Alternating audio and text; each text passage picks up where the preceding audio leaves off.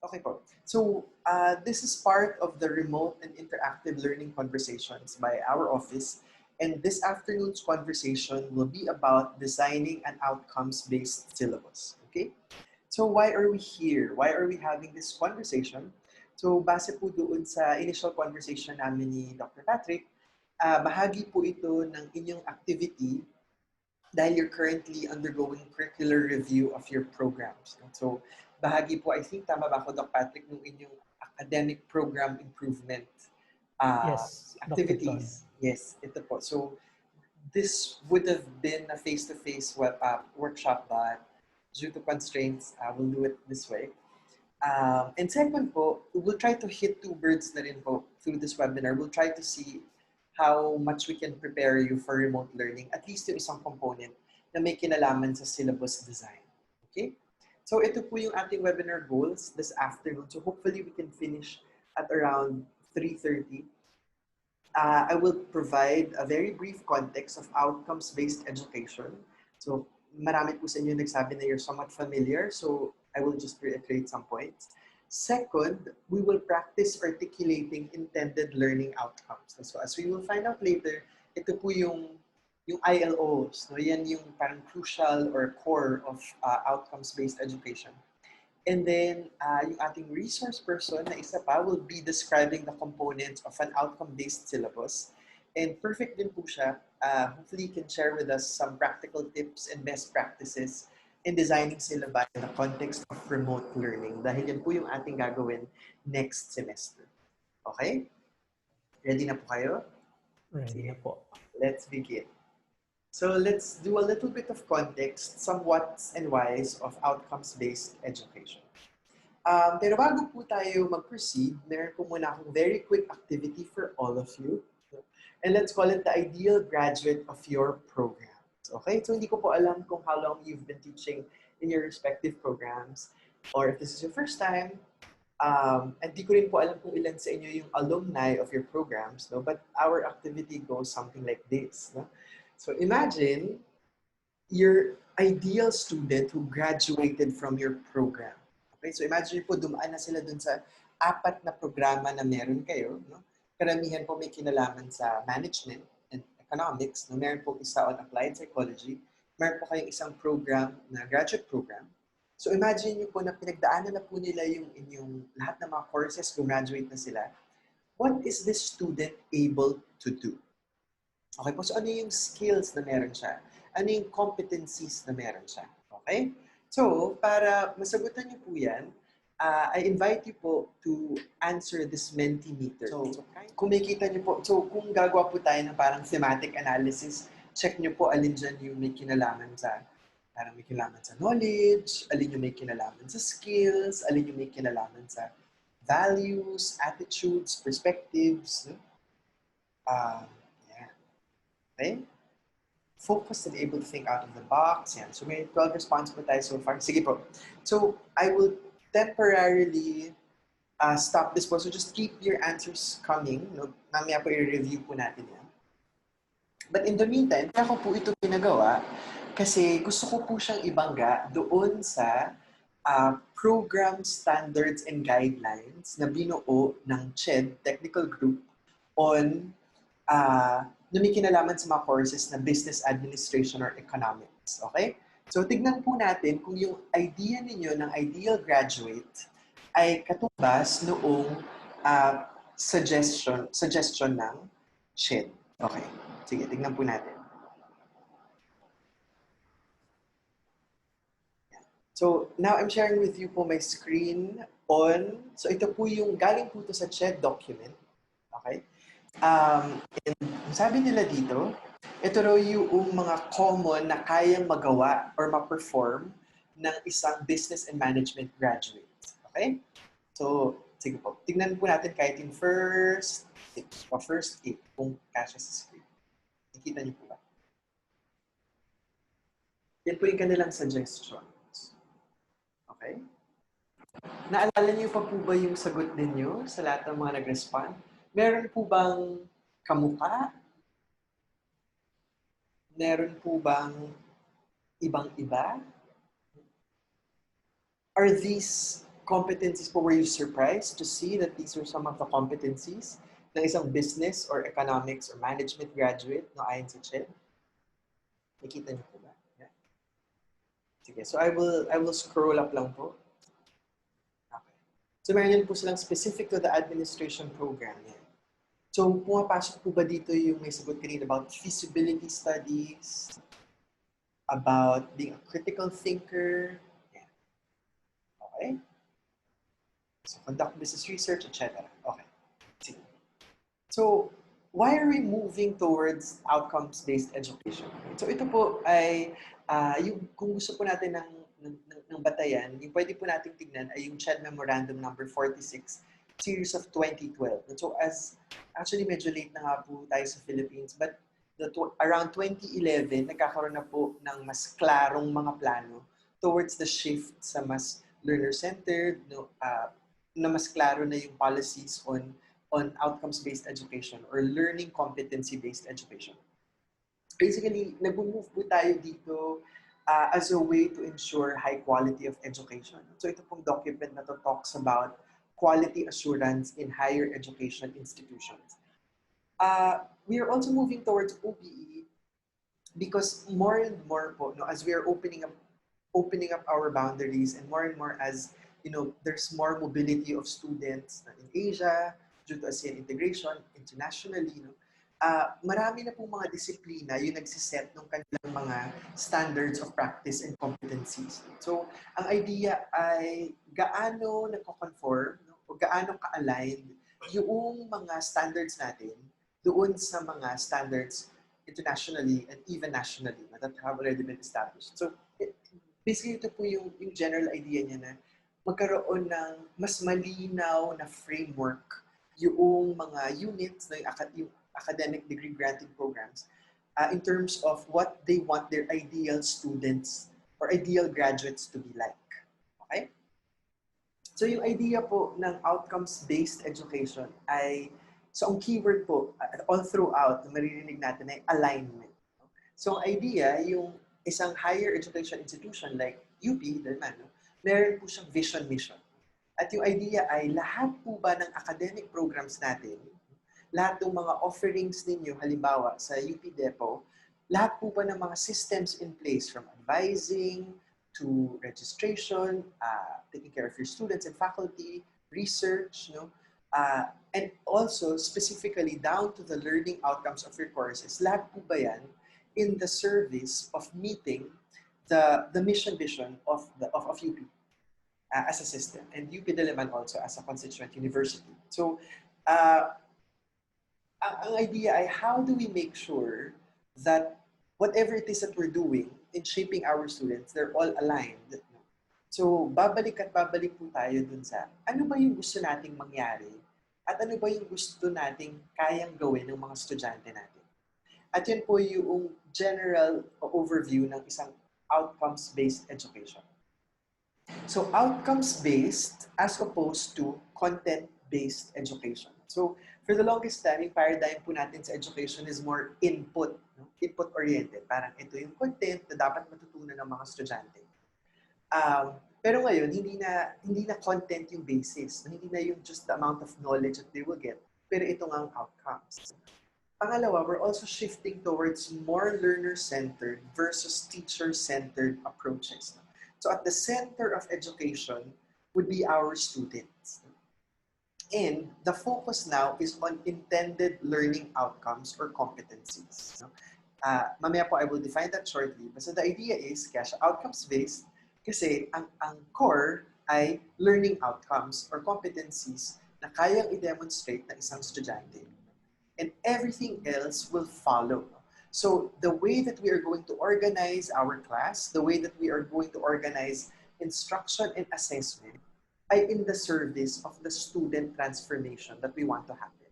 So ako gusto ko po yung metaphor ng isang klase or ng isang course na it's supposed to transform our students. So parang papasok sila sa atin, meron na silang prior skills, no? Pero pagkatapos nila pagdaanan yung kurso natin, magkakaroon pa sila ng dagdag ng mga skills. So, pwedeng add-on, pwedeng mas complex na skills yung kayang ma-demonstrate. At yung transformation na yan ay nakaangkla doon sa learning outcomes. So how are intended learning outcomes or learning outcomes defined?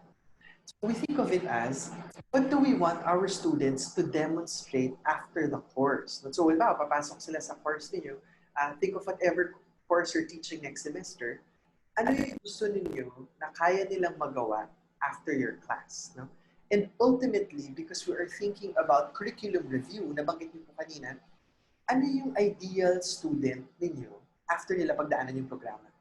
Sabi ninyo, yung tinapat po natin sa chat, more or less ganoon siya. So yung mga pinakita ko kanina are examples of intended learning outcomes. No? Pansinin niyo po na structurally, iba yung itsura ng nasa CHED, Standards and Guidelines, doon sa sinagot niyo sa Mentimeter. So ang susubukan po nating practicein ngayon, yung nasa CHED Guidelines. So, kasi ganun po yung format.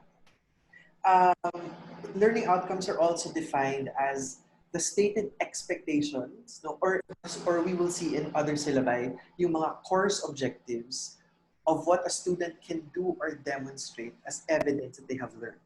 Okay? So tatanungin po natin, paano ko malalaman kung natuto ba yung mga estudyante ko? So ang tanong dyan ay, ano ba yung sinet out mo sa umpisa ng klase na sabi mo, dapat after this class, ito yung competencies that they can demonstrate. Okay? So, kapag kapag meron ka ng evidence na nagawa nga nila yun, then you can say, okay, sige, may natutunan nga sila sa klase ko. Okay? So, yung mga intended learning outcomes po, as we will see later on in more detail, they can be organized according to different types of knowledge. No? So, yun bang learning outcomes na gusto niyo, may kinalaman siya sa facts and concepts? No? Halimbawa, yung vocabulary. Yung, di ba kapag nag-applied psychology ka or nag-management ka or business ad ka, meron kang certain way of framing the world, no, or describing the world. Bahagi yun ng facts and concepts. Siyempre, yung mga theories and principles. No? Meron din bang particular skills na gusto mo na ma-demonstrate yung students mo? Usually, yung common po across our disciplines ay research, no? Or oral and written communication. And then finally, meron din po mga learning outcomes related to values, attitudes, and perspectives. Halimbawa, yung ethical framing of things, no? Or love for learning, or independent learning, ability of students to be able to learn on their own, which is going to be very crucial, especially for next semester's remote learning approach. Okay? But why? No? Why do we have to subscribe to an OBE type of approach? No? So, to student learning, okay siya. No? Yung isang advantage or ilan sa mga advantages ng OBE ay una, we are able to articulate what students should be able to do at the end of the course. No? So, yung isang estudyante na papasok sa kurso natin, magkakaroon na siya ng idea na, okay, ito yung mga bagay na kaya kong magawa pagkatapos kung ma-complete yung course. No? So, it forces us to articulate these competencies. No? Which is very useful as we will see later on because everything else will follow from these learning outcomes. Yung second po ay, hindi ko po alam kung if you're familiar with this already, but we've been hearing a lot about QA. No? So, quality assurance. Ang daming mga data na hinihingi sa atin. With an outcomes-based education, magkakaroon tayo ng mas klaro na evidence of learning. We're going to be able to provide students evidence of learning based on assessment, and also yung administration, kung ano man yung data na hihingi nila, we can tell them, okay, students nga are learning or my courses are aligned based on the outcomes I promised. And then third, which is going to be very helpful for us, especially if this is your first time to design a course, no, or a curriculum, yung outcomes, pag nag-focus ka na sa outcomes mo, magiging mas madali na yung pag-design. Kasi parang yun yung overall framework and everything else will just follow. Okay? Yung kailangan din po sa isang outcomes-based education ay we don't have to invent or create the learning outcomes on our own. We can benchmark with other courses or with other classes internationally. So dahil halimbawa, similar course offerings.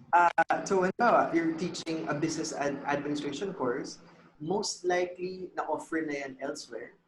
So you can look at ano yung mga learning outcomes na ginagawa nila or be-aligned. No? And same is true with your curriculum. So yung ginawa ng CHED na standards and guidelines for a business or management graduate, that is a benchmark habang pinaplano natin ano yung program outcomes natin. Okay? So I think yun po yung kailangan kasi mag-align na tayong lahat dahil more or less meron tayong common idea of our ideal graduates or ideal competencies of our graduates depending on the course. So ang key takeaway po natin dyan sa ating first part ay, and this is one of my favorite takeaways all the time, ay to begin with the end in mind. Okay? So, pinag-usapan po natin syllabus, but the syllabus is already a product. And in creating that product, so yung process entails that we begin with the end in mind. That is, to imagine and then begin to write down what learning outcomes we want our students to demonstrate at the end of the course. Okay? So once you have that end, then it will be easier for you, as we will see later on, to draft your syllabus. Sige po, I will proceed with the next part. So now, because importante nga po yung idea ng learning outcomes, and I would imagine because most of you, if not all of you, have already drafted or designed a syllabus before, we are very familiar with learning outcomes already. Okay? So, konting practice lang po itong gagawin natin this afternoon. So, what do you think of these learning outcomes? Okay, so I will be presenting you po 2 outcomes. And then meron po tayong short activity related to this. Okay. So, Daisy or Joy, can you kindly post the link to our Google form in the chat box, please, while I will walk through our participants sa task. Okay. So, meron po ako ditong 2 learning outcomes. So, please imagine that you are the student in a class at nabasa ninyo itong learning outcomes na to sa syllabus. Okay, number 1. Students will learn basic functions of management such as planning, organizing, staffing, directing, and controlling. Number 2, the course will provide opportunities for students to conduct field research. Okay? So ngayon po, ang task natin this afternoon, and maybe I will give you around 5 minutes. So paki-click po yung ating Google form that you will find in the chat box. At ano po yan? So ang task po natin is we're going to analyze the objectives. Okay po? So ang gagawin niyo po, pagdating niyo po doon sa Google form, pipili lang po kayo kung anong gusto nyong i-analyze. Now, you can analyze learning outcome 1 or learning outcome 2. Okay? So, pagkatapos nyo pong pumili, meron lang po diyang mga yes or no questions. So, tatanungin lang po kayo, is the learning outcome clear? Is the learning outcome observable and measurable? And will you be confident as a student that you can achieve this outcome at the end of the sem? Okay? And then, yung last part lang po nun ay tatanungin lang kayo if you can try to revise and improve the learning outcome if you think it needs revision. Right? Or, based on what you know so far about outcomes-based education, what would the learning outcome look like? Okay po?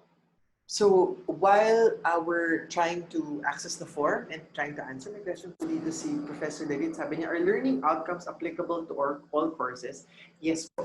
So, all courses should have learning outcomes in their syllabus. So, mamaya po, papakita ko po sa inyo yung steps on how we can draft. But in the meantime, baka pwede na po natin makita yung mga responses natin so far. So thank you po for participating. I'm just going to share with you the results so far. Okay. So hopefully nakikita niyo po siya. Okay. So ayon po dun sa 7 responses na pumasok. Yeah. So nung tinanong po natin kung so, unahin po natin yung learning question number 1, learning outcome number 1, okay? So, sabi po natin, students will learn basic functions of management such as planning, organizing, staffing, directing, controlling. So nung tinanong na, is the LO clear? Does it tell you exactly what you need to perform or demonstrate? Okay. So may nagsabi po na yes, pero may nagsabi po ng no. Okay? Yeah. So is it observable and measurable? So marami pong nagsabi ng no at hindi siya easily assessed. Okay. So kung mapapansin niyo po sa responses natin so far, meron na po tayong disjoint agad doon sa learning outcome natin kasi kung clear siya, dapat kaya din natin siyang ma-observe and ma-measure. And so magkakabit po siyang properties ng learning outcomes. Okay.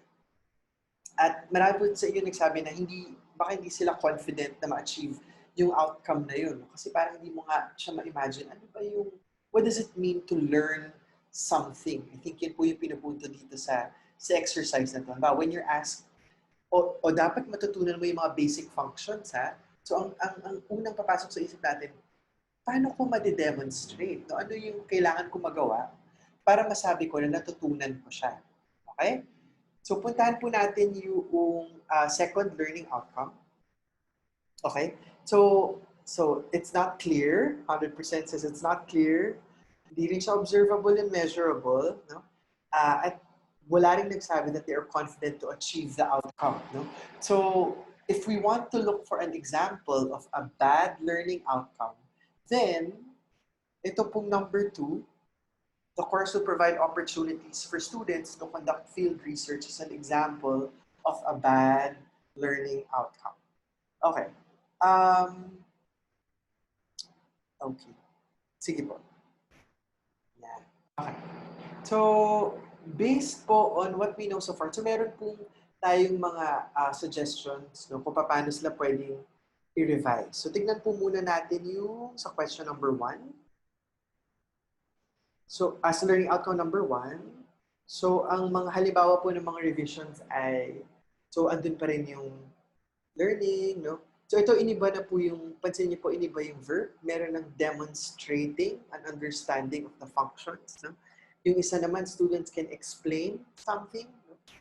Yung isa dinagdagan ng apply, okay?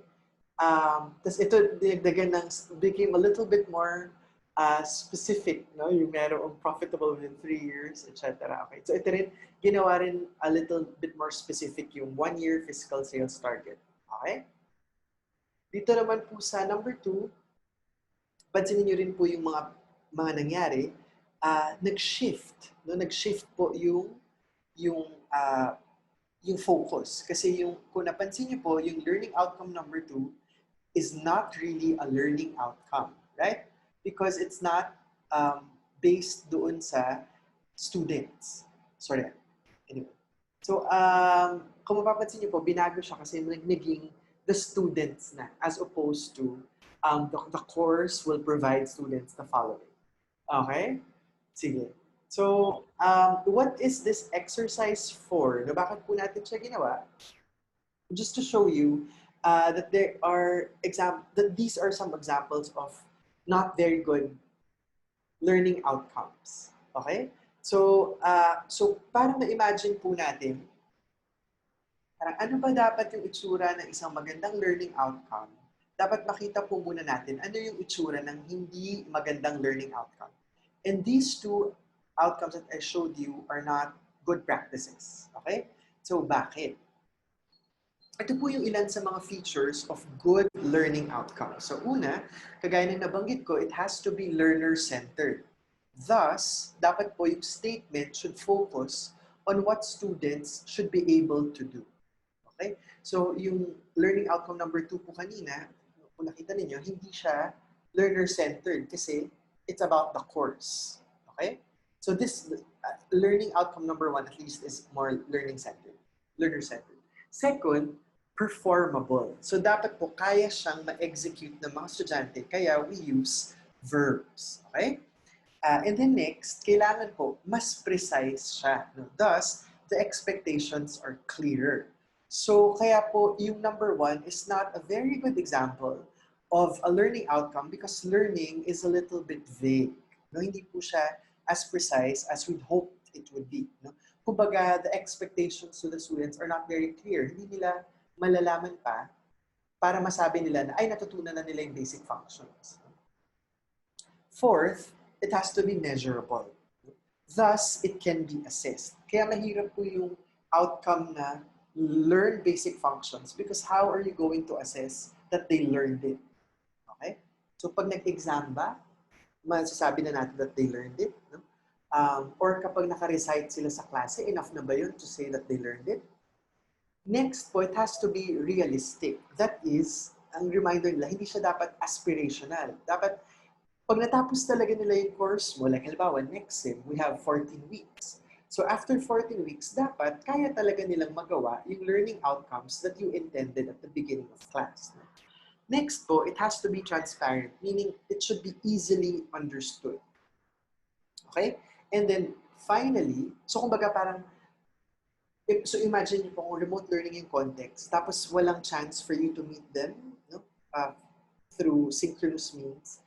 Kailangan pag nabasa ng students yung syllabus natin, magigets na nila what is expected of them, no? Sa umpisa pa lang. No? And finally, good learning outcomes should be useful. Bakit? Kasi yan yung gagamitin nating anchor or basis for the content and for our course content and also the learning activities that we will perform in class. No? Kaya, ito pong dalawang to, hindi siya masyadong useful. Kasi ano yung, paano mo paplanuhin yung kurso mo kung yan yung ipinangako mong learning outcomes nila. Okay? So, ano po yung steps for writing learning outcomes? So yung una, to make sure that it's learner-centered, we start with the STEM.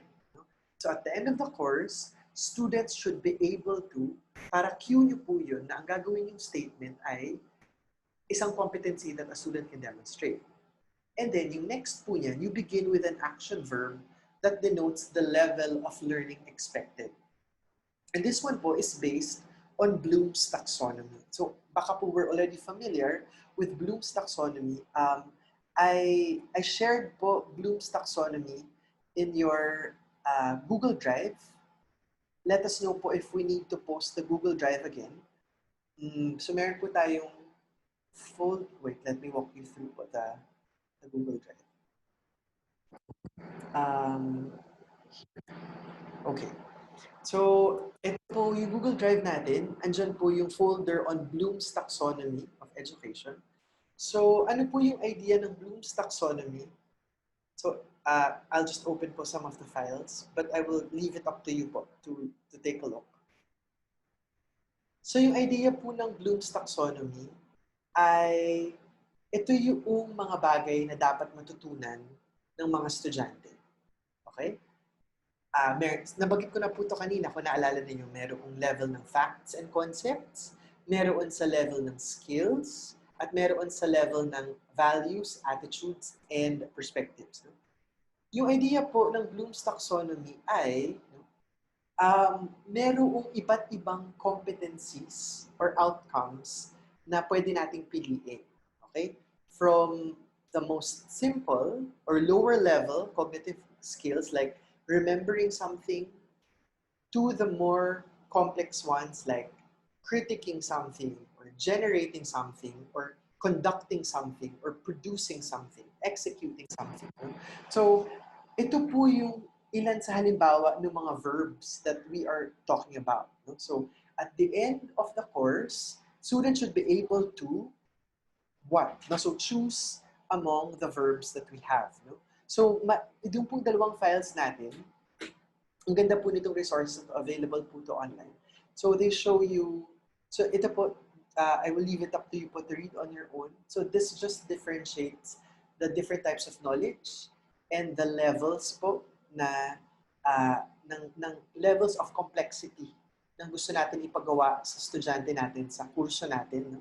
And then they have this very nice diagram that combines the level of complexity with the different types of knowledge.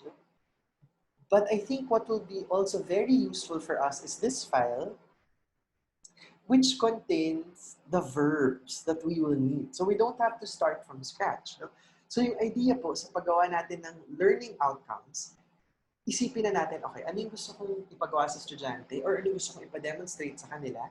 Pili ka ng level from remembering, understanding, applying, analyzing, evaluating. So yung idea po dyan ay ideally yung learning outcomes natin nagpo-progress siya from lower level to higher level or from more simple to complex tasks. No? So pili ka, usually po meron tayong 3 to 5. No? So from understanding to dun sa dulo.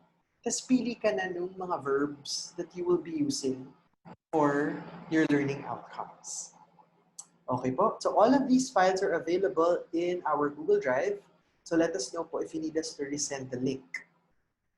Okay, so the idea is, balikan lang po natin yung slide. So again, so you begin with an action verb that denotes the level of learning expected. So, kaya po kanina hindi siya good example. Yung students will learn because learning is still not precise enough. No? So yung pong mga halimbawa ng precise, yung mga critique, argue, conduct, compare, differentiate, no? Discuss. Although yung discuss pa din nila masyadong pinapagamit. Pero sometimes we use that as our verb, as our action verb. Yeah. So, Days, pakipost na lang ulit yung link to the Google Drive sa ating chat box, please. Thank you. Okay. And then, so we follow that with a statement that describes the knowledge and abilities to be demonstrated. So at the end of the course, students should be able to differentiate what. No? So kailangan nyo po siyang punan noong mas specific na knowledge or skill that you want them to learn. After that, i-review nyo po yung nasulat ninyo and make sure that it's short. Meaning, yung isa nga pong suggestion, parang 400 characters lang siya dapat. Yeah, so it's not very long. Yung idea rin po ay we choose the higher order verb. So minsan po kasi parang we pack many learning outcomes. Parang students should be able to compare and critique. No? So kung dalawa po or more than one yung ating verb or action, we choose the higher order one. Okay? And then we limit the number of outcomes po for a course to make sure that they are attainable. Okay? So subukan po natin pagsama-samahin yung mga learning outcomes na yan. Tignan po natin yung isang halimbawa ng learning outcome that our department po, so we recently had our own curriculum review. So tignan po natin yung halimbawa ng learning outcome from one of our courses. So this is a new course that we instituted. So ito po ay ang tawag po sa course ay Introduction to Research in Psychology. Okay? So sabi po natin, step 1, dapat may STEM. Upon completion of the course, students will be able to. And then, we pick a verb, an action verb from Bloom's taxonomy.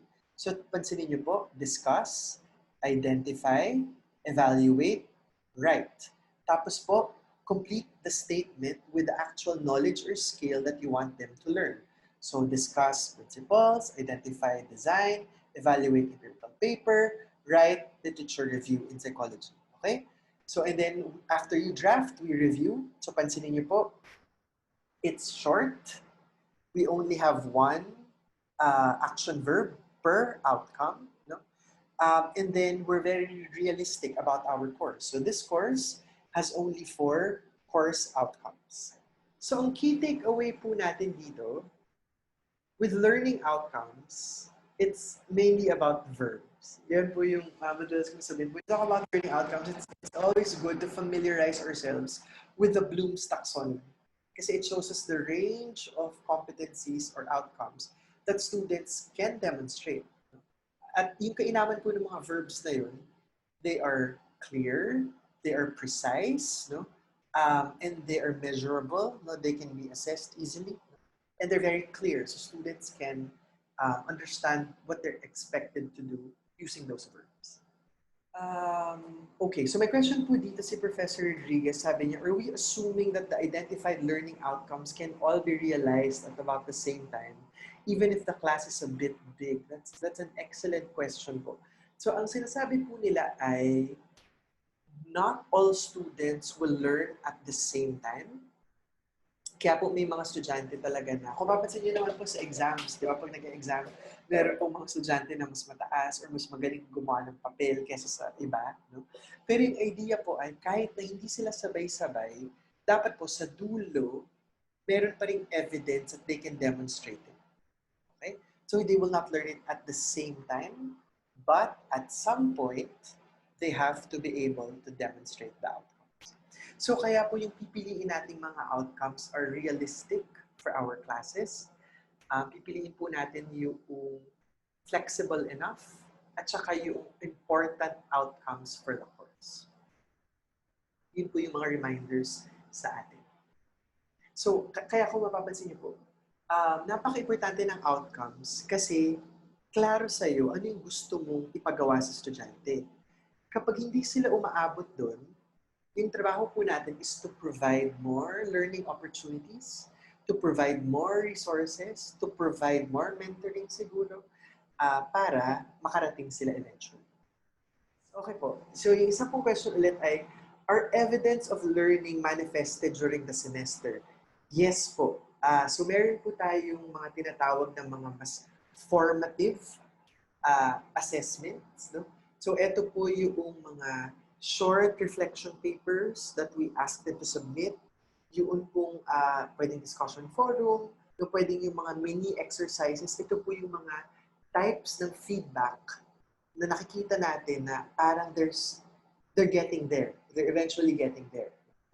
Yung mga aha moments natin after the semester has ended, yan po, hindi na natin siya, unfortunately, makaka-capture. Kasi yun nga po, limited, time-bound po. Yung reality po of our courses is that our courses are time-bound. So ang lagi nilang reminder, we should be able to make them demonstrate something within the time that we have. Yun pong aha moments para po ma-source out natin yan or para mapuwersa natin yan, we create a lot of opportunities for these aha moments. So ibig sabihin, hindi po dapat 3 exams lang yung ating assessment or feedback.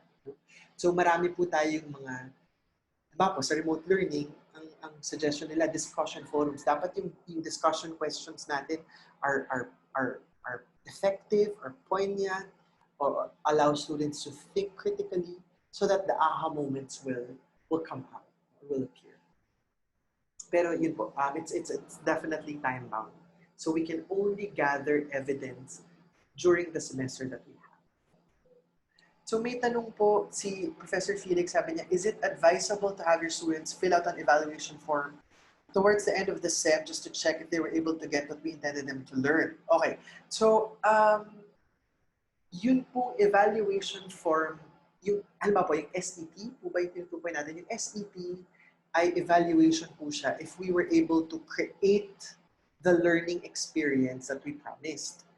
Pero po, yung pang-check po natin, kung nagawa nila yung learning outcomes ay through our assessment. So, mamaya po, ipapakita po ni Jason yung halimbawa ng isang course guide. So ito po yung crucial. So, I'll show you, sorry Jace, baka mag-overlap ako dun sa ipapresent mo later. But just to show you po, importante po yung alignment.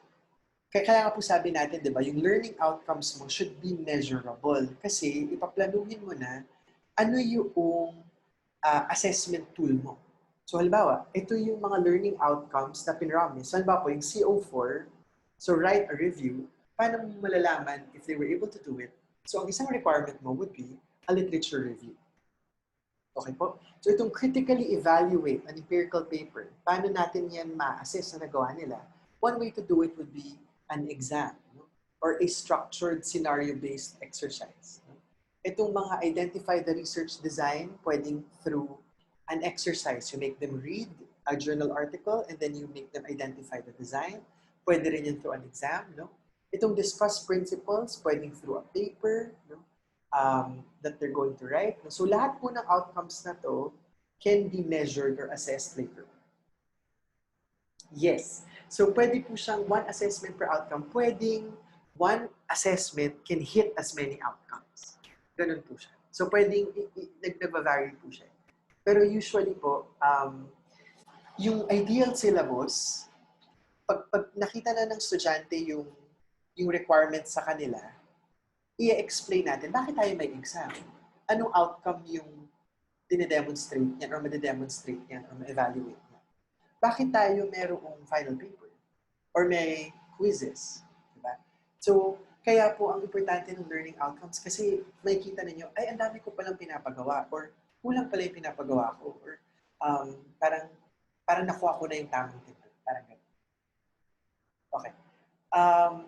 So yung sharing po ni Professor Rodriguez, she attended a webinar on outcomes-based learning.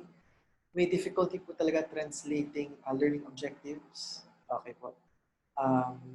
Yes, tama po. Yan po talaga yung point. So now, kung mapapansin niyo po, hindi na siya, yung difficulty ay, baka po kasi nasanay tayo na kung ano yung alam natin, yun yung ituturo natin. Pero hindi po siya necessarily that way.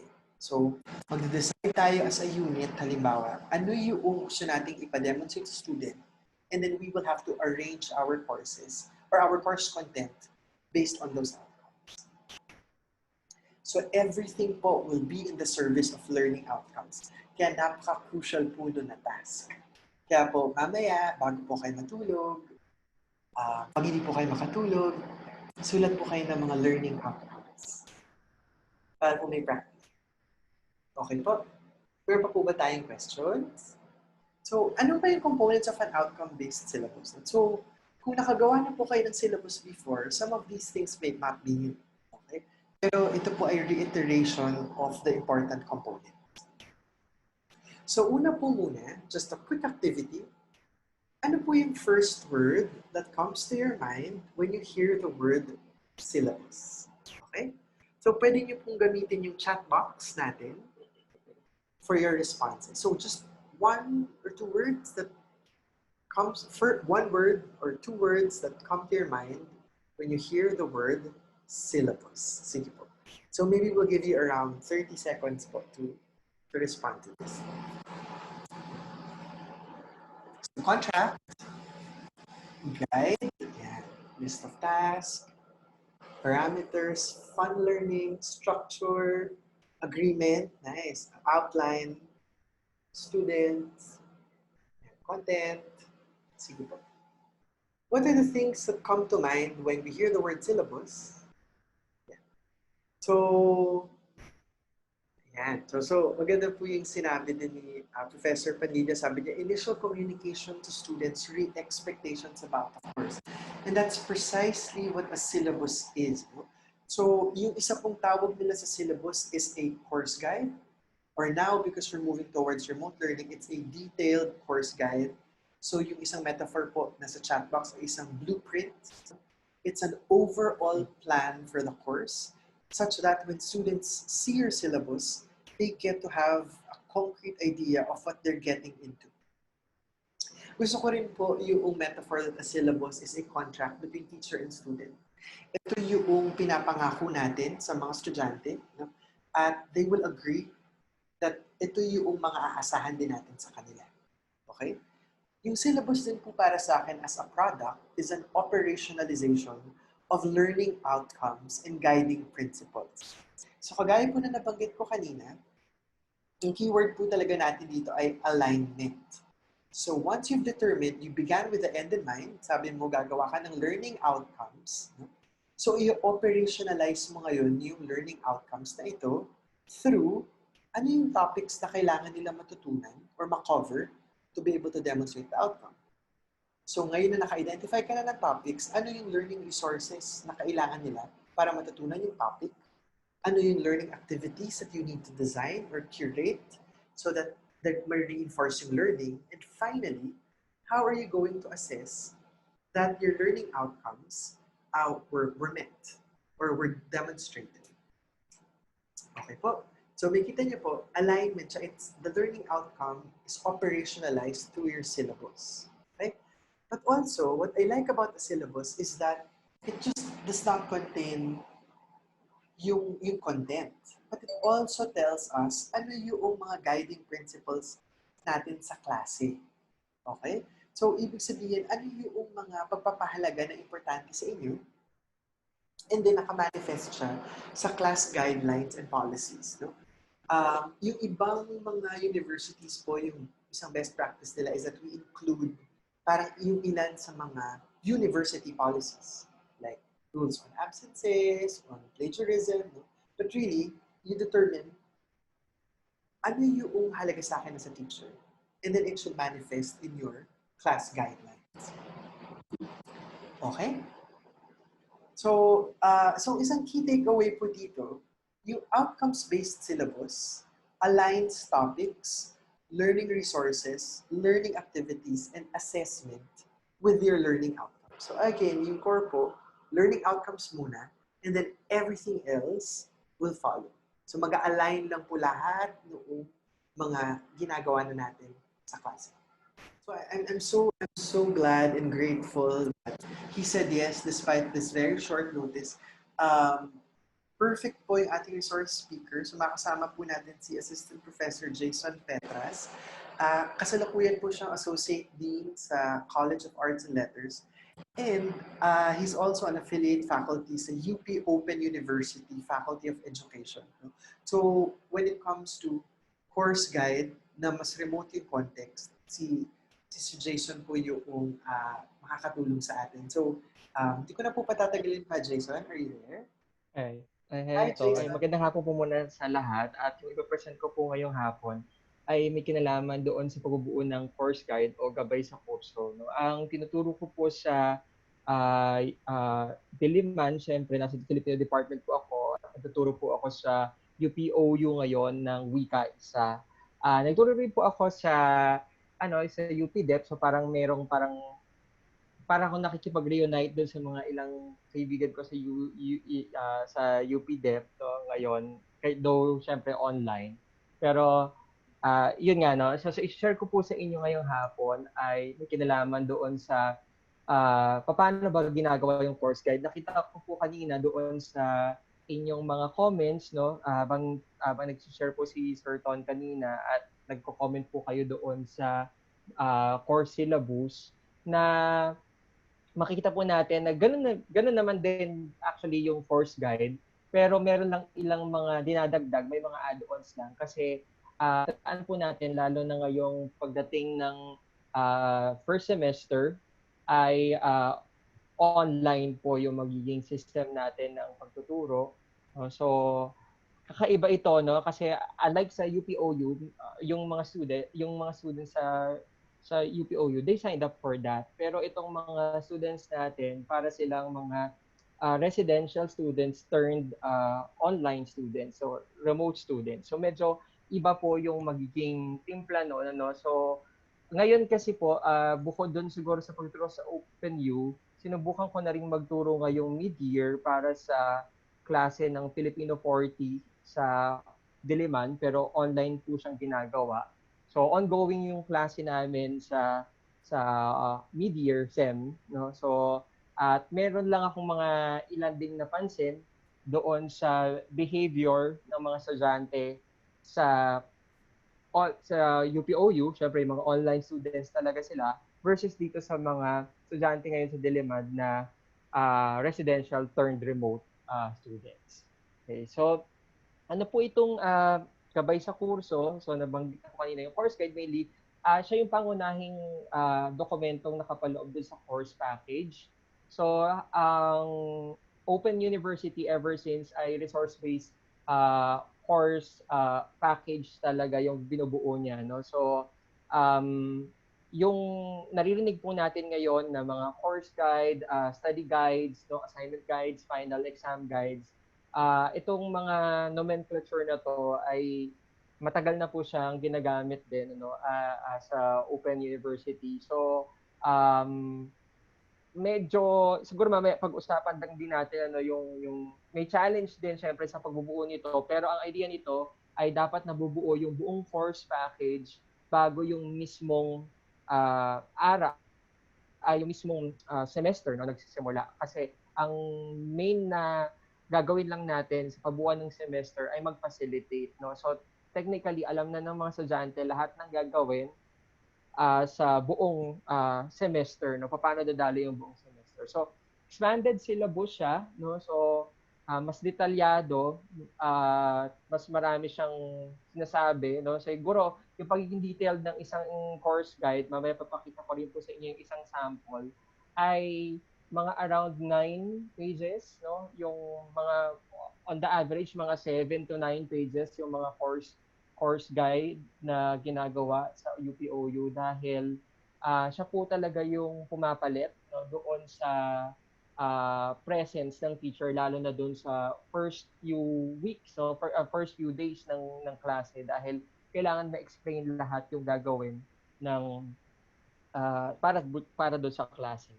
Ayan, so yung nilalaman ng gabay sa kurso ay actually kadikit pa rin naman ang binabanggit kanina ni Sir Ton, ano, tungkol dun sa binubuo naman natin na ever since na syllabus sa klase. Nandito yung description ng course, no? Ano yung intended learning outcomes, ano yung mga course outcomes, no? Nandyan yung balangkas, no? Course materials, schedule, ano yung mga requirements natin, ano yung basis for grading, at saka yung mga guidelines, no? At the same time sa dulo, yung pinakahuli, yung pagpapakilala ng guro. No? So, mamaya po, pakita ko po sa inyo. So, ilang paalala lang, no, doon sa pagbubuo ng gabay sa kurso. Una ay maging magaan at engaging doon sa paggamit ng wika. Ang problema po kasi, hindi kasi instant na makakapagtanong yung mga estudyante natin. No? So, hindi kagaya yan kapag nag-open ka ng klase sa first day, sa isang residential class. Nakakapagtanong na sila kagad doon sa mga bagay na hindi masyadong clear sa kanila. At engaging in a sense na tandaan po natin ang sistema, ang setup nila ngayon ay mag-isa lang silang nag-aaral, no? Hindi kagaya kapag sa residential setup na talagang sabay-sabay silang nandoon, no? At nag-engage kayo, nag-engage sila sa kapwa estudyante nila, at nag-engage sila sa teacher nila. Pero dito, lalo na sa mga unang araw nyo sa klase online, ay wala silang kilala, no? Walang muka lahat ng mga tao sa klase ninyo. So, ang ginagawa para maging engaging siya, ang ginagawa sa gabay sa kurso o course guide ay kinakausap yung estudyante. So, medyo ito ang may mo ko, yung mo na yung second person na point of view. So, ganun yung dumadalo yung isang course guide. So, yung feel lang na kinakausap mo yung estudyante habang binabasa niya yung course guide mo. Magaan siya in a sense na hindi masyado doon sa, may mga parts kasi ng syllabus, lalo na kapag nagpo-propose tayo ng syllabus, no, para sa University Council, nagpo-propose tayo ng program natin, syempre may kasamang syllabus to. May mga parts doon na hindi naman natin kailangan, so hindi na yon sinasama sa course guide.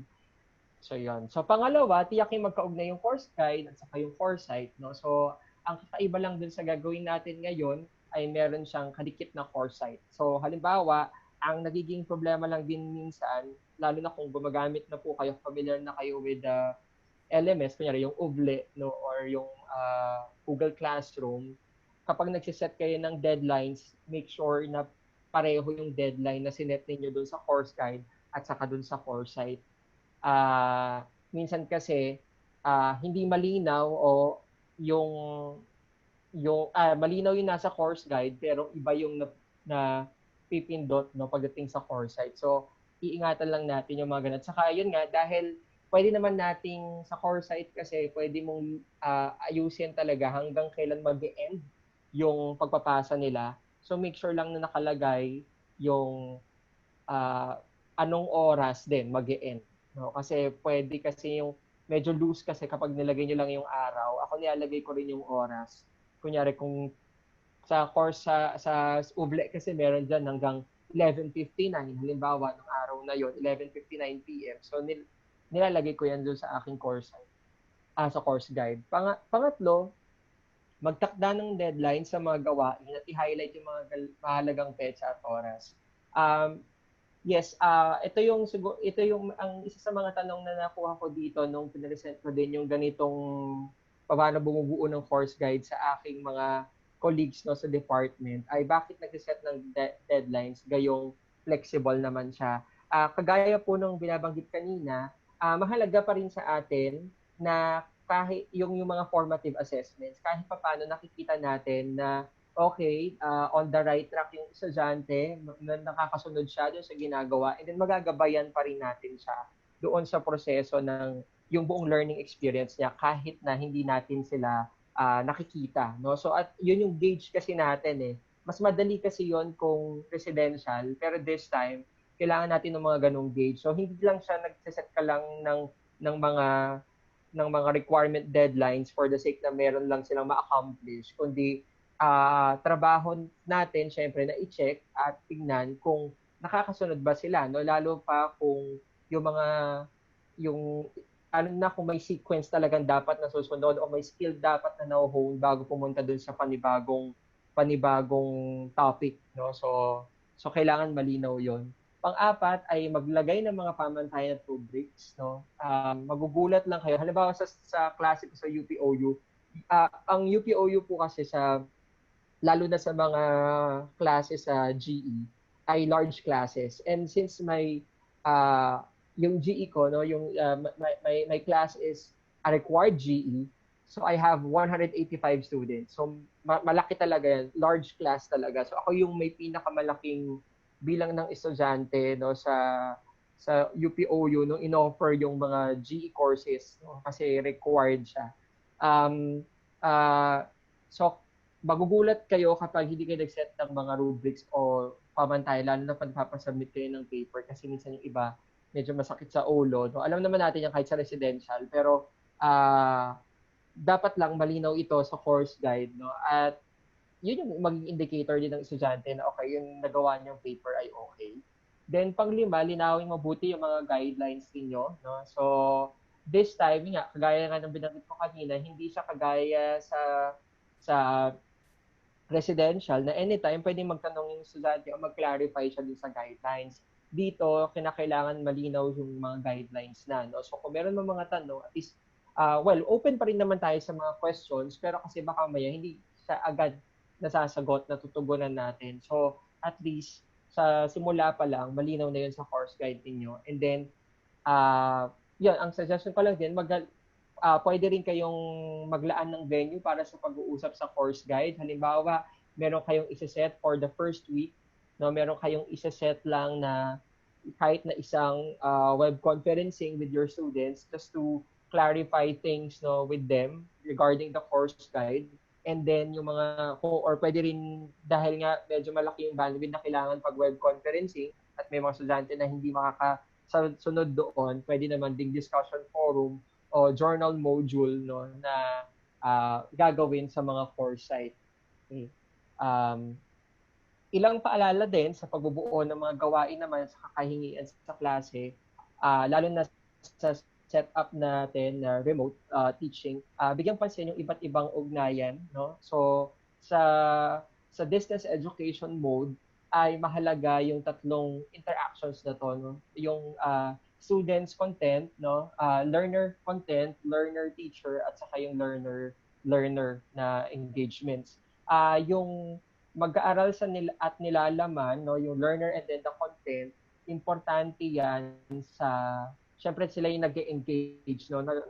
May engagement sila doon sa mismo mga material na binabasa nila o pinag-aaralan nila, no? So, medyo kakaiba pa rin yung setup na ito, no, ngayon dahil nga dati pwede natin siyang ginagawa sa klase, no, yung mga ganitong engagements o ma-facilitate yung engagement. So dito, ang ginagawa diyan ay bukod sa course guide, nagbibigay ng study guides, no? So familiar naman na tayo dito dahil nga nababanggit na ito sa mga guidelines. So yung study guide ay importante para lang doon sa yung tinatawag na assessment as learning. So yung metacognition, no? Paano sila mag-interact doon sa material, no? So yung mga guide questions natin, mga reflective questions na pwede nating ibigay, no? Ano yung mga particular na dapat nauunawaan ng estudyante after niyang basahin yung materials o yung mga ganito. So nagbibigay ng study guides, study guides no para dun sa book aside from the course guide. And then yung mga mag-aaral at guro naman ay may mga ganito rin yung klase ng engagements no sa syempre importante pero yung presence din ng teacher kahit na online. So halimbawa sa klase ko ngayon so dahil sa klase ko kahit sa UPOU naglalagay ako ng module. Merong feature kasi doon sa Uble, kung medyo nakapag-navigate na po tayo sa Uble, merong feature dyan ng module. Yung module na yon ay pag doon, kasi sa discussion forum, pwedeng nakikita ng ibang estudyante yung post ng isang estudyante. Sa module, ikaw lang at saka yung estudyante nag-i-interact. No? So ginagawa ko siya para lang minsan may mga reflection din yung mga estudyante pagkatapos nilang magbasa o pagkatapos nilang panoorin yung isang material na na ginawa namin at nahihiya silang i-post yon sa discussion forum.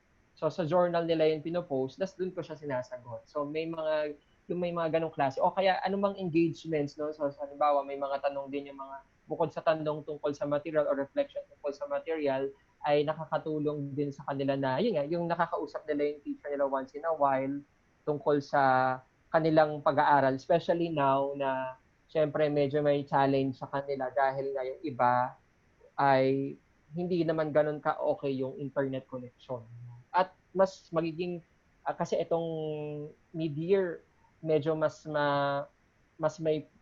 madali pa nga to sa mga estudyante ngayon. Yung mga estudyante ngayon, mas madali pa nga sa kanila na yung internet connection unlike yung itong papasok na first semester na syempre required naman lahat no na mag first semester unless mag-LOA sila o mag-awol yung estudyante. Pero kung required sila, so ibig sabihin ano man ang kapasidad nila sa internet, kung gagawin natin siyang remote, online, ay isa yun sa mga bagay pa natin na kailangan i-address. No? So maganda na meron ding paraan yung estudyante to reach out with his teacher. And then, mag-aaral, yan, nagagawa yan through the discussion forums. No? So, sa klase ko, sa core site ko, lagi ako naglalagay ng parang students cafeteria. Parang isa siyang forum, freedom wall, no? Parang anything they can discuss, they can share. So, kung meron silang nakita na material na they think it's good for the class, no? Or related dun sa mga pinag-usapan namin, pwede naman nila yung i-share doon. Tapos, yan. So, hindi lahat ng aktibidad ng klase ay kailangan graded. No? So, maglaan din ng mga gawain magsisilbing breather. So, yun nga. So, halimbawa, yung paglalagay ng journal module, hindi naman siya graded, pero at least, breather yon para sa mga estudyante. And at the same time, yun nga, yung mga formative assessment at saka yung mga metacognition, yung habang nag-interact sila dun sa material, ay hindi naman necessarily graded yon pero at least doon sa study guide mo, nagagabayan mo na sila para pag dumating na sila doon sa summative assessment, no, yung kunyari quiz o paper, guided na sila noong nakuha nila doon sa materials.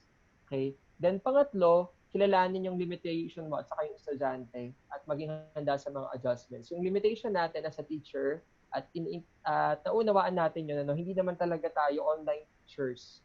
No? So, yung mga nababanggit ko, halimbawa on course site, baka hindi naman talaga natin pa siya na-explore. No? So, kung ano lang yung kaya nating solusyonan sa ngayon, no? So, at least it's a learning experience naman, kahit naman sa UPOU. No? So, hindi rin naman siya laging madali for us, no? Pero kilalanin natin yung limitasyon natin at kilalanin natin yung limitasyon ng mga estudyante. So, syempre may mga estudyante na mayroong problema with their connections. So, ang ginagawa namin dyan, though sa UPOU kasi hindi problema masyado yan kasi they signed up for that nga, no? Yung ganitong klase ng mode of learning. Pero sa ina-expect natin yung estudyante by first semester, syempre yung bandwidth, no? So sana ang mga material natin hindi kinakailangan laging video, no, o na kailangan nilang panoorin. Pwede rin namang readings, no, na low bandwidth, and at the same time, pwedeng combination, no? So, pwedeng yung mga lecture video, kung gagawa po kayo lecture video, parang add-on na lang siya doon sa reading. So, at least hindi naman talaga siya magiging, kumbaga, hindi lugi yung estudyante kung wala siyang ganong access. At kung ang suggestion talaga dyan ay asynchronous, ibig sabihin, hindi kinakailangan na real time, no, yung discussion. Kapag gumagawa po kayo, halimbawa, naisip niyo na isang activity ninyo ay mag-web conference with the students. Ang web conference, ginagawa lang siya for discussion, pero not for lecture. No? So, kung magle-lecture kayo, pwede niyo siyang i-record, tapos yung discussions, no, interaction with the students, pwede niyo na lang gawin yun sa web conferencing. But still, hindi siya dapat nire-require.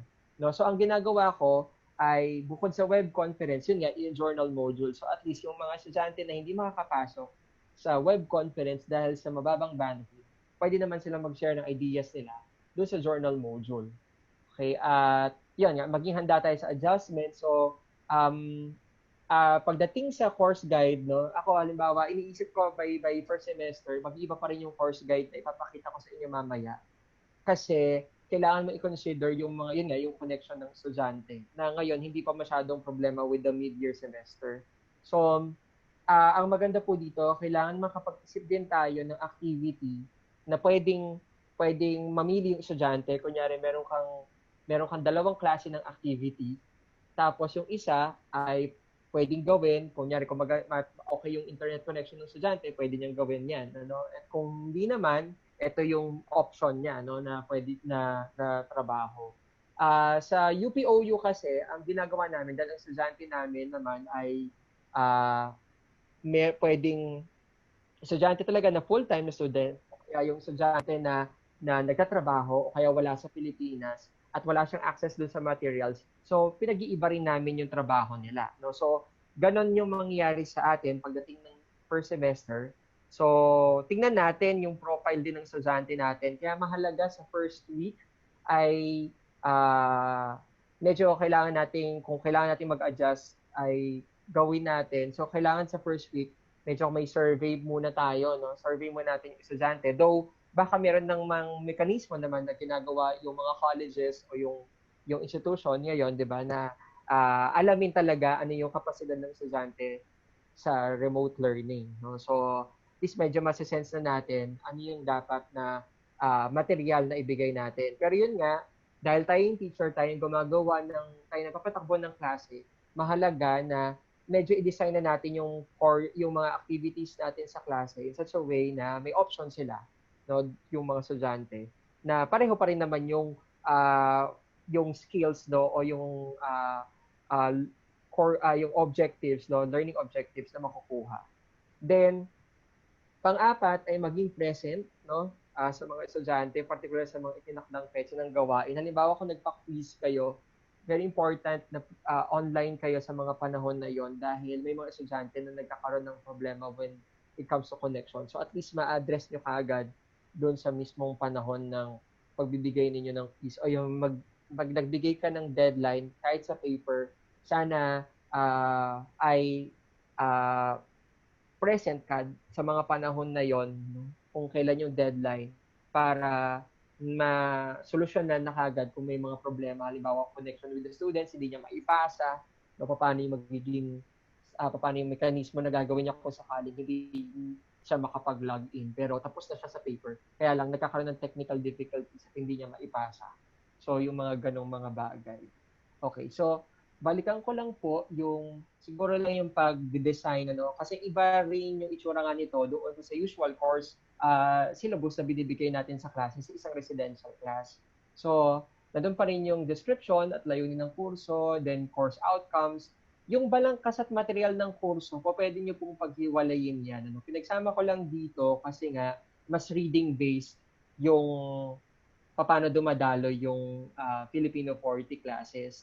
Pero pwede nyo pong ihiwalay yung outline muna, tapos merong panibagong section para doon sa mga material ng kurso. Sa mga materials lang ng kurso, lalo na kung ilalagay nyo siya sa course site ninyo, ang nilalagay lang sa course guide ay yung mga materials na required para sa estudyante. Ngayon, kung meron mga supplementary materials kayo na ibibigay, ay hindi nyo na siya kailangang isulat doon sa inyong course guide. No? So inuuna muna yung balangkas para lang makita ng mga estudyante yung overview. Kasi kung makikita niyo po, mapapansin niyo sa course guide, padetalyado siya ng padetalyado. So yung balangkas, then yung nga, yung material ng kurso. Pag sa material ng kurso, nilalagay ko rin kung video siya, no? Lalo na kung video, kasi para alam nila na ano yung inaasahan nila, no? Na anong klaseng material yon. So kung hindi naman siya nilagay, so expected nila na ito ay reading. No? So, and then yung schedule ng kurso, so yan. So, ito po yung sinasabi ko sa inyo na medyo kailangang mas madaldal siya kaysa sa usual syllabus natin. So, sa schedule ng kurso, nilalagay yung ano yung inaasahan mo kagad sa estudyante na, kunyari dito, hinihiling yung pagbisita nila doon sa course site ng hindi bababa sa 2 beses kada linggo, no? Para doon sa please updated lang sila doon sa nangyayari doon sa course site. Though meron naman silang course guide, pero maganda pa rin na nakakabisita sila doon kasi para doon sa ilang mga announcements, o at least nakakapag-engage sila with their co-learners, no, with their fellow learners. Yan, so nilalagay yung lahat, no, ang ideya sana yung first week ay orientation lang talaga. Kaya lang yung mid-year kasi na ito ay masyadong maiksi, no? Actually, naka-design pa rin siya para sa isang residential class, yung mid-year SEM na nangyayari ngayon dahil 5 weeks siya. So, sa residential class kasi everyday naman talagang magpapakita o papasok yung estudyante, no? Everyday na may klase. Pero dito, hindi, no? So dapat yung first week sana ay ano lang siya, orientation lang siya, dapat ng kurso. So yung second week pa talaga yung magsisimula tayo. So ano nangyari sa orientation? So kailangan nila mabasa yung course guide ninyo.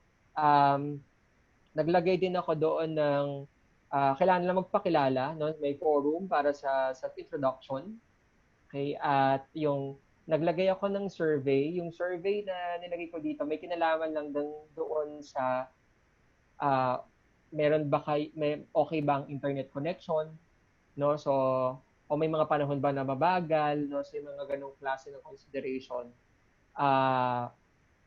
Tapos, nakalagay din dito sa last question ko doon, kung parang pangungumusta lang din with the students. Parang, how are they coping with the situation na meron sila ngayon? So, yan. So, mainly, ganun lang siya dapat. So, dito, kaya lang po siya kaya sa first week, meron ng paksawan kasi nga limited yung time. Pero, dapat ay orientation lang. Tapos, hina-highlight po ang deadline, no, ng gawain. So, at least nakikita nila yung flow, ano, at saka yung na-highlight yung mga deadline ng kanilang mga trabaho. Yan, so yung second week, ganyan din. So, deadlines. So, sinusunod ko rin po yung course learning outcomes, no? Halimbawa, sa una, kailangan nilang kailangan ng estudyante na maipaliwanag yung kahalagahan ng wika, no? Bilang isang panlipunang phenomenon at mailahad yung sa Pilipino. Pumapasok siya doon sa aking online quiz at saka doon sa takdang aralin 1. Ano? So yung paper na kailangan na lang isubmit. So yung mga ganitong klase ng gawain. Though, usually, ang nilalagay lang po sa course guide ay yung mga talagang mga major requirements na. So yung mga maliliit na requirements o yung maliliit na trabaho na pwede nilang gawin on their own, pwede niyong ilagay yon hiwalay sa study guide. Okay, so ayan po yung so yung schedule, tapos yung mga kahingian ng courses, so nakalagay na, syempre alam naman natin yan yung percentage. Tapos yan po, ito po yung mas malaking chunk ng course guide, pinapaliwanag mo kung ano yung bawat trabaho.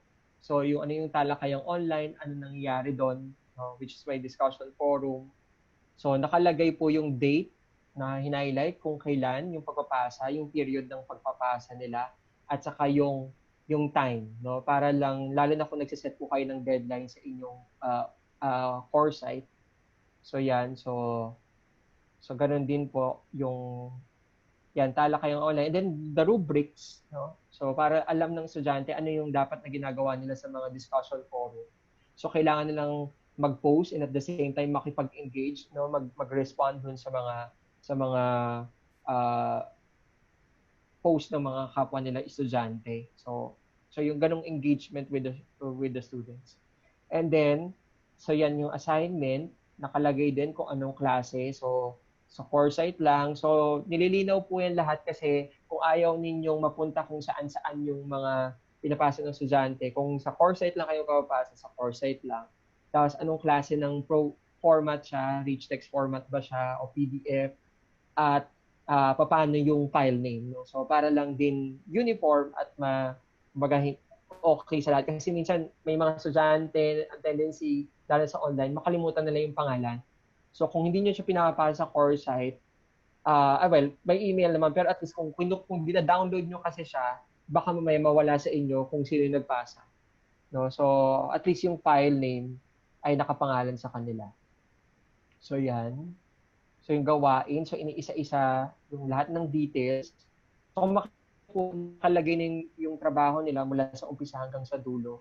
Then reporting, no? So dito sa reporting, via Zoom siya, pero kaya ang sabi ko nga po dito, kung may estudyante na may hirapan, no, para sa pagre-record, kasi recorded dapat yung kanilang presentation, ay pwede ko silang i-partner sa estudyante na may capacity na mag-record ng kanyang sariling Zoom video, and then pag-uusapan na lang nila kung paano yung magiging hatian sa trabaho, no? Kung sakaling may estudyante na hindi naman niya kayang sumabay, no, at makapag-record ng sarili niyang video. So yun pa lang iniisip kong pwedeng gawin, ano, kung lalo na yung mga estudyante na mahirap sa kanilang mag-online, no. So pero pwede pang pag-isipan ano pa yung pwedeng gawin, no, kung sakali nga talaga na sobrang hina o walang kapasidad yung estudyante na mag-online. Ayan. So yan din yung rubrics kung kailan ipapasa, then yung quiz, ganun din. Batayan ng grado, so yung the standard naman po. And then yung mga guidelines sa klase. So, ito yung mga guidelines. No? So, ako nililinaw ko lang sa kanila na hindi naman nila kailangang maging present, hindi naman nila kailangan na mag-online every time sa kunyari yung schedule kasi ng klase, kunyari every day ngayong mid-year. Hindi naman nila kailangan mag-online every day. No? So, ibang-iba rin kasi yung setup ngayon. Ano? So, ang pinaka-importante ay magawa nila yung mga trabaho, yung mga requirements, no, na nakita naman nila sa buong course guide. Tapos, yan, nagpapakilala rin doon sa last part, no, so yung teacher, at paano kayo ko-contact kayo ng estudyante, at ilagay niyo na rin kung paano kayo tatawagin. Kasi baka maya, dahil hindi naman yun nakikita, so baka maya iba yung sa ibang pangalan kayo tinatawag, at baka kung magtatanong sila doon sa office, maguluhan sila. So at least nakalagay na kung paano kayo tatawagin. Okay. Tapos, last na lang po, share ko sa inyo yung aking course site for this mid-year class. Ito po yung aking course site para sa Filipino 40. Ako na lang po yung naglalagay ng design para lang hindi lang sa puro text heavy. So naglalagay lang ako ng image.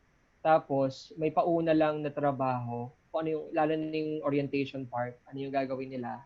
Though pwede naman siyang video, pero nga baka mamaya may mga estudyante na walang, hindi okay yung internet connection. So baka mamaya hindi pa nila alam kung anong gagawin. So nilagay ko na lang siya dito sa course site na ito yung mga una nyong gagawin. And then, naglagay ako ng mga forum na generic para sa class. Ano yung announcement forum para doon sa Wika Latas, yung mga tanong para doon sa pagbabasa nila ng course, ng mga materials, no? Pwede silang magtanong dyan kung okay lang sa kanila na dyan itanong, kasi baka mamaya yung mga tanong ay generic naman, ano. So, not necessarily sa material, kundi sa kabuuan din ng kurso. And then, ito po yung cafeteria, yung wikapihan, freedom wall. So, anything, pwede silang magpa-skill ng ano dyan. Basta, pwede naman kayo mag-set din ng guidelines. Ano yung mga bawal na ipa-skill. And then, ito po yung sinasabi ko sa inyo, yung journal module. So, may mga estudyante na dyan nakikipag-interact kasi ang nakakabasa lang nito ay yung teacher at yung student na nag-post, no? So, hindi niya nababasa rin yung post ng ibang mga estudyante. So, kumbaga breeder din nila yan eh. Sa So, nakakapag-engage sila sa teacher din. Okay, so, ito, sinet ko na rin kung kailan yung mga pagkikita na, ay kung kailan kami mag-Zoom web conference, so hindi naman siya required para sa mga estudyante. So, yan. So, naka-program na po siya. So, nasa ano na kami ngayon. So, kung nag-set po kayo naman ng deadlines, makikita naman nila kung kailan yung deadline din. At i-remind din naman sila ng foresight. Pero, ayan. So, siguro ako halimbawa, ang kagandahan lang din kung gumagamit po kayo ng foresight para sa inyong klase ay kumpara, I don't know with Google Classroom, ano, kasi sanay ako sa Oble at sa Moodle. Dito kasi, pag chinek nyo yung enrolled students, makikita nyo kung kailan sila huling nag-login o kung ano yung mga huling material na dinownload nila. So, medyo masisense mo, okay, meron bang, nahuhuli ba yung isang estudyante? So, kung ako minsan, may mga panahon na chinecheck ko yon, no? Kung kailan sila huling nag-login at ano yung mga dinownload nila. Para lang din, medyo nag-gauge ko kung nasaan na yung estudyante na ito. No? Kung nahuhuli ba yung estudyante, o halimbawa may mga estudyante na hindi nagpakilala sa online sa forum namin, sa self-introduction forum, kinakausap ko din sila, no? So nagpa-private message ako sa estudyante, so may problema ba with the internet connection, so yung mga ganyan. So at least alam nila na okay na meron pa ring system na present ka para sa kanila, no, doon sa mga estudyante. So, ang dami pong practical tips na binigay ni Jason na kinamhan po ako sa amount of work that it entails. So, siguro po, habang nag-iisip po tayo ng question, yung Jason, baka pwede mo kaming kwentuhan ng ilan sa mga challenges na pwede namin i-expect while preparing for a syllabus like this one. Ang usually kasi sa UPOU, kasi medyo matrabaho siya, pero at least dapat siguro, ang unang-una dapat na magawa, lalo na kapag magsimula na yung klase, ay yung course guide. Yun talaga yung, kasi hindi malalaman sa estudyante paano tatakbo yung klase kung wala yung course guide. Tapos, unti-unti, pwede namang ibigay yung study guides, no, sa habang tumatakbo na yung course. So, halimbawa, study guide number 1 para doon sa first week, second week, no, third week, yung ganyan. So, pwedeng unti-untiin yun. Sa UPOU kasi, karamihan sa mga tinuturo ay may module na, so medyo hindi na masyadong problema dun sa mga subjects namin. Halimbawa, with Wika 1, syempre may course module na yon na system, though hindi siya talaga OU-fied, pero at least pwede na siyang mapagsimulan. No? So, kung gagawa po kayo from scratch, no? So, kung with the study guides, course guides, at lahat yung buong course package, maganda na masimulan na siya as soon as possible, no? Kasi ngayong semester ay September. So, at least meron kayong 1 month to prepare. Kasi nga, baka medyo challenging yon. Though, lalo na kung marami kayong course preparations. Kasi hindi siya yung kagaya sa klase nga natin na pwedeng on the spot, no? Lalo na kapag sa residential. Ito, kailangan hangga't maaari maibigay sa estudyante lahat, no? Lalo na kung may problema sa internet connection at ang balak po ng kolehiyo or ng unit ay i-print yung mga materials na para doon sa mga walang internet connection, baka kailangan mas maagang ma-produce yung mga materials. Ang napansin ko lang din po ngayon, isa pa siguro na point, no?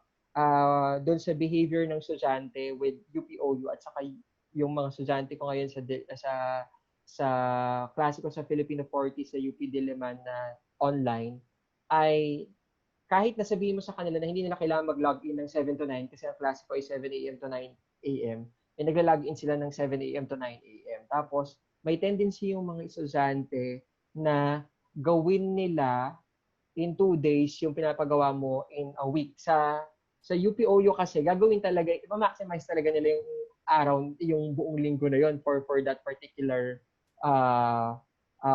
for that particular requirement. Kasi nga, karamihan working. So ito, dahil nga talagang mga full-time students ito, kaya tapos nila yung trabaho in a day or two.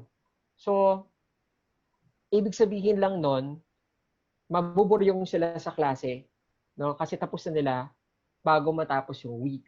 So, ang ginagawa ko po doon, kinakailangan din na kaya mahalaga yung pag sa study guides niyo, bigyan niyo sila ng ilang mga parang activity na not necessarily recorded pero just to navigate with the materials para meron lang silang ibang ginagawa. Kasi kung gagawin nila lang lagi yung course requirement, yung mga major requirements ng klase sa first week, no, kahit na bigyan mo sila ng kahit na lagyan mo ng yan ng period, though syempre may mga yung may discussion forum ako na hindi naman nagbubukas hangga't hindi pa na-reach yung particular date. Pero yung kunyari yung first week bukas na yung submission, gagawin pa rin nila yon doon sa first day o second day. So para lang meron silang ibang ginagawa, kailangan ng ibang engagement. So pwede rin yung teacher ay mag-share ng halimbawa at the middle of the week pwede ka mag-share ng recorded lecture mo, no? So para meron din silang ibang pang material na nakikita. Kasi parang may tendency na mabore sila kasi nga sanay sila na everyday kailangan nilang mag-log in at pumasok. Jason, maraming salamat ulit. I learned a lot from your sharing and hopefully marami ding nakuha yung ating mga kasama sa UP Depo.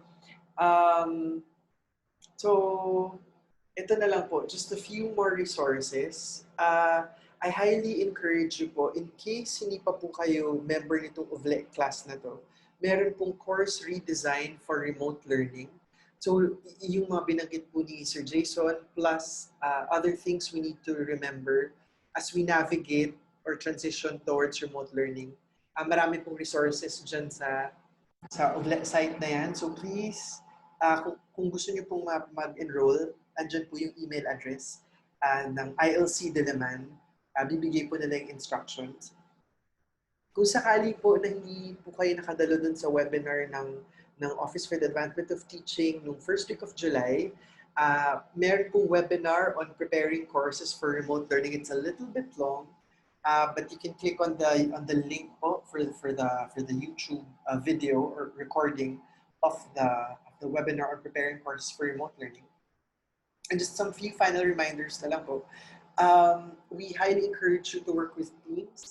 Ang nabanggit po ni Sir Jason kanina na mapalad sila na yung Phil 40, buo na yung learning outcomes. But Jason, I can imagine kung it's the first time, it's probably so difficult to do it on your own, no? So mainam na kung may kapareho tayo ng courses, we work with teams to craft at least the learning outcomes.